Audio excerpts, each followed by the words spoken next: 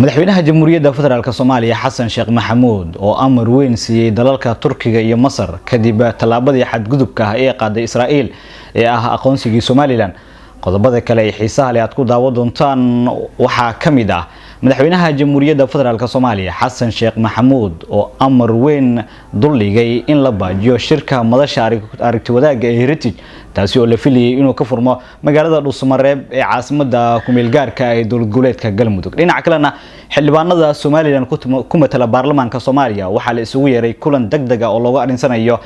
kadib Israa'iil oo ku dhawaaqday inay aqoonsatay Somaliland oo ah inay ka madax banaan tahay dowladda federaalka Soomaaliya. qodobadaas iyo sidoo kale qodobo kale ee markaas inagu soo kordho ayaad ku daawo doontaan daawadayaal, balse qodobadaas oo dhameystiran intaan kula wadaagin fadlan muuqaalkan like saar haddii ay tahay marka kugu horeysa aad soo boqoto fadlan YouTube-keena subscribe saar gambaleelka furo oo ka mid noqo saaxiibada halkan markasta aan ugu baahino xogihii ugu dambeeyay arrimaha Soomaalida iyo caalamka. waa hagaag daawadayaal aynu gudagalno.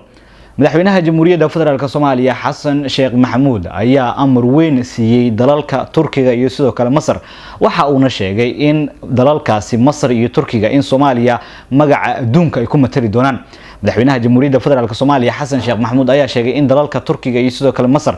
ay la hadlaan madaxweynaha dalkaasi Mareykanka Donald J. Trump ayna kala hadlaan go'aankii ka soo yeeray Israa'iil ee ku dhawaaqistii aqoonsiga ee Somaliland. dalalka Masar iyo sidoo kale Turkiga ay mas'uul ka yihiin in magaca Soomaaliya ay ku matalaan dibadda, sidoo kalena ay la hadlaan madaxweynaha dalkaasi Mareykanka Donald J. Trump oo la filayo in 28 bisha aynu ku guda jirno oo kulan la yeelan doono ra'iisul wasaaraha dalkaasi Israa'iil Benjamin Netanyahu. sidoo kale madaxweynaha ayaa codsaday in kulanka ay yeelan doonaan madaxweynaha dalkaasi Mareykanka iyo sidoo kale saaxiibkiisa bariga dhexe Netanyahu in aan lagu soo hadal qaadin go'aankii ka soo yeeray Israa'iil. madaxweynaha dalkaasi Mareykanka Donald J. Trump oo mar xalay su'aalo la weydiiyay ayaa waxa la weydiiyay miyaad aqoonsan doontaa in Somaliland ay ka madax banaan tahay dowladda federaalka Soomaaliya. isagoo su'aashaasi markii la weydiiyay aad ugu fikiray waxa uu ku jawaabay go'aan degdeg ah ma qaadan karno, waxaan qiimeyn doonaa xaaladda sidoo kalena kuma degdegi karno ayuu leeyahay in Somaliland aanu aqoonsano dal madax banaan. xaaladdu ayaan eegaynaa ayuu leeyahay, sidoo kalena markii aanu xaaladda qiimano kadib ayaan go'aan rasmi ah ka gaari doonaa. dhinaca kale haddii aynu eegno magaalada Dhuusamareeb guud ahaanba waxa baaqday shirkii la filayay inuu ka dhaco magaalada Dhuusamareeb kaasi oo ay lahaayeen madasha aragti wadaagga ee loo yaqaan Heritage oo ay ku balansanaayeen siyaasiyiinta mucaaradka iyo sidoo kale madaxda dowlad goboleedyada halkaasi oo la filayay in shir xasaasi ah uu ka dhaco maalmaha soo socda. codsi ka yimid madaxweynaha jamhuuriyadda federaalka Soomaaliya Xasan Sheekh Maxamuud kaasi oo ahaa in la baajiyo shirka madasha Heritage ee ka dhici doona magaalada Dhuusamareeb ayaa haatan guud ahaanba xogaha iyo sidoo kale macluumaadka aan helayno waxa ay warinayaan in guud ahaanba uu baaqday shirkii la filayay inuu ka dhaco magaalada Dhuusamareeb. sidoo kalena wufuud kala duwan oo la filayay in ay gaaraan magaalada Dhuusamareeb ayaa iyaguna safarkooda dib u baaqday kadib codsigii kaga yimid madaxweynaha jamhuuriyadda federaalka Soomaaliya kaasi oo ku sheegay in shirkan dib loo dhigo maadaama haatan Soomaaliya ay wajahayso xaalad culays oo aad u daran kadib ku dhawaaqistii Israa'iil ay ku dhawaaqday in Somaliland ay tahay dalka madax banaan jamhuuriyadda federaalka ah ee Soomaaliya. madaxweynuhu ayaana shir degdeg ah isugu yeeray dhammaan madasha mucaaradka iyo sidoo kale madaxdii hore xilal kala duwan ugu soo qabatay dowladda federaalka Soomaaliya. waxaana la filayaa in shir degdeg ah oo laga hadlayo xaaladda guud ee dalka sidoo kalena il gaar ah la saari doono diiradda lagu saari doono go'aankii ka soo yeeray Israa'iil ee ahaa ku dhawaaqista in Somaliland ay ka madax banaan tahay dowladda federaalka Soomaaliya. fila Soomaaliya xalay laga maanseexan kadib go'aankii ka soo yeeray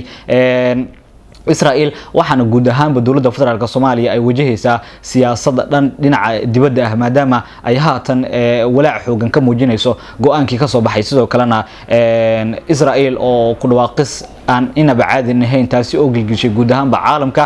kaga soo yeeray magaalada caasimadda ee Tel Aviv. dhinaca kalena magaalada Hargeysa ee Somaliland waxa dabaaldeg aan inaba caadi ahayn ku soo bandhigaya dadyoogii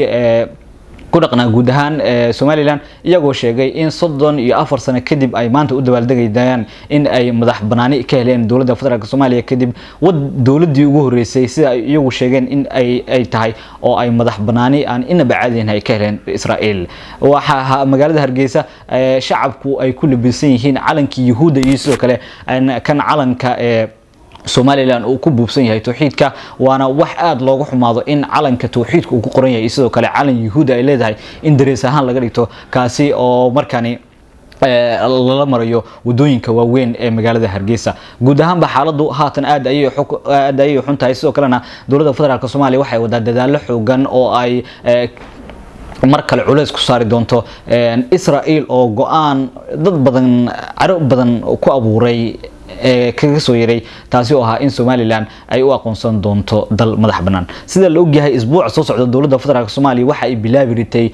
shidaal qodista maadaama dowladda federaalka Soomaaliya dhankaas iyo sidoo kale horumar kala duwan ay iyadu rajeenaysa inay ku tilaabsato waxa meel dhow kaga soo baxay Israa'iil oo ku dhawaaqday go'aan ka cadaysiyay dowladda federaalka Soomaaliya sidoo kalena muujadihii madaxweyne Xasan Sheekh Maxamuud guud ahaan waa isbedeleen isagoo markaasi filayay in muujado waaweyn uu dalkani gaarsiiyo waxa hoostiisa ka soo baxay Somaliland iyo sidoo kale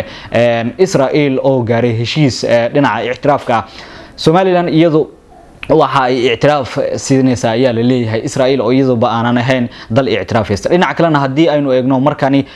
xildhibaanada Somaliland ee ku matala baarlamaanka Soomaaliya iyagoo qodooda xitaa shir degdeg ah oo looga arinsanayo xaaladda guud ahaan Somaliland iyo sidoo kale Israa'iil ayaa la isugu yeeray madaxweynaha Jamhuuriyadda Federaalka Soomaaliya ayaana dhowr xildhibaan oo ka tirsan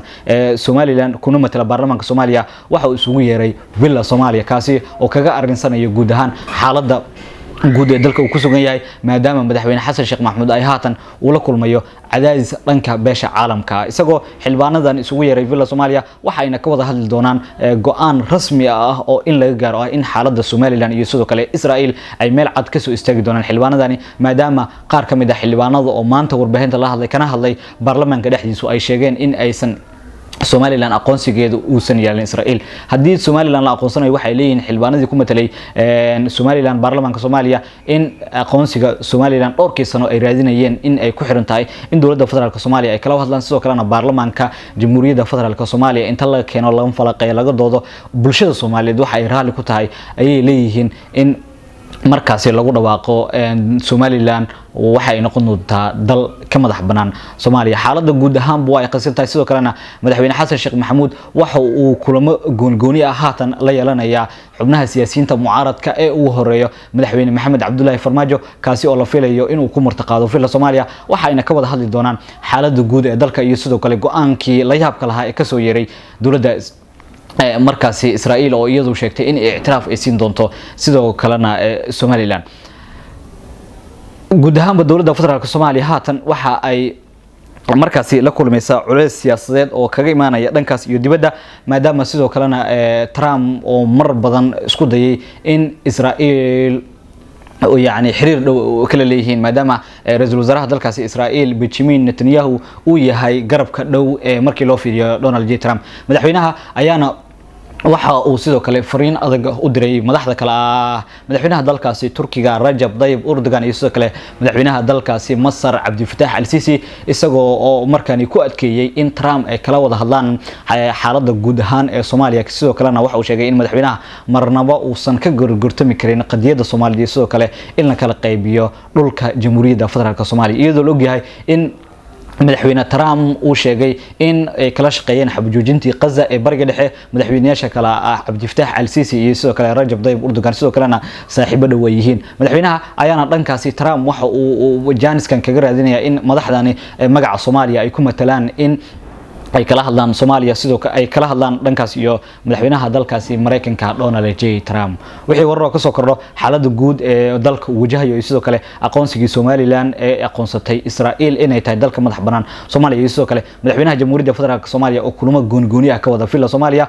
saaxiibayaal waxaan idinku soo gudbin doonaa wararkeena kale iyo sidoo kale muuqaaladeena xiga